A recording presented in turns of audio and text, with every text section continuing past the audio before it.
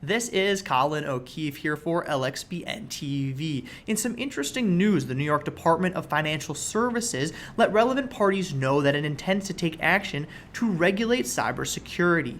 Joining me to explain what happened and the potential impact is attorney Kate Kliebert of Bradley, Arant, Boult, Cummings, an author on their blog, Financial Services Perspectives.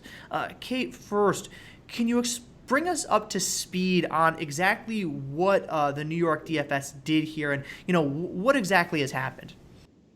So what the department did here, Colin, was they performed a survey of the companies that they regulate to determine what the cybersecurity risks to those companies might be. The department has identified cybersecurity as a very important issue for financial institutions and an issue that they want to make sure they are adequately addressing. They took the results of this survey and looked at the survey to identify where the weak areas were and where the department thought financial institutions could do maybe a better job with cybersecurity and some areas that the department may want to consider regulating in the future, and issued a letter to some other regulatory agencies that do similar types of regulations saying, hi, we would like to work to regulate third-party vendor relationships in the cybersecurity arena, and we're letting you know that we're considering making these regulations. They haven't formally published any regulations at this time, but they are considering doing that in the future, and we're putting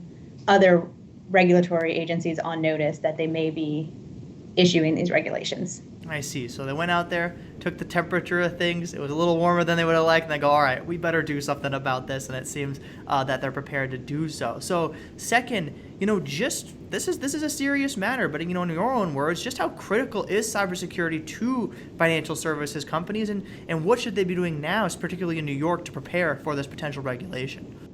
Well, it's very, very important, and it's interesting. The OCC just yesterday actually published a similar study, which you can read about on our blog post that went up today, that also identifies cybersecurity as a huge risk and also identifies the financial institutions' relationships with third-party vendors as a potential weak link that financial institutions really want to be looking at and really making sure that their contracts and services agreement with these vendors are addressing cybersecurity concerns. I see. So is there anything that you're thinking that, the companies that you work with, is there anything that they should be doing now? Is it more so just getting ready, or should they be examining those third-party relationships? I think they should be doing all of those things. I think they should be following the OCC and following the New York Department of Financial Services to see what comes of this and monitor any new rules or regulations that are proposed so that they'll have the opportunity to respond and comment to those before they become final. And I think they should also examine their agreements with their third-party vendors and make sure, whether this becomes regulation or not, make sure that those agreements from a liability perspective are protecting the financial institutions and making sure that they're not going to ultimately be held responsible under a data breach law for something that one of their vendors did that they weren't prepared to address.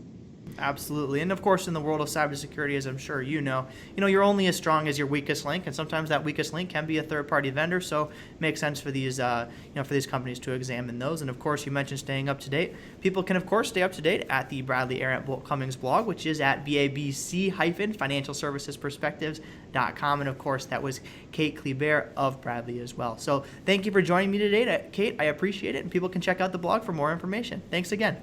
Thank you, Colin.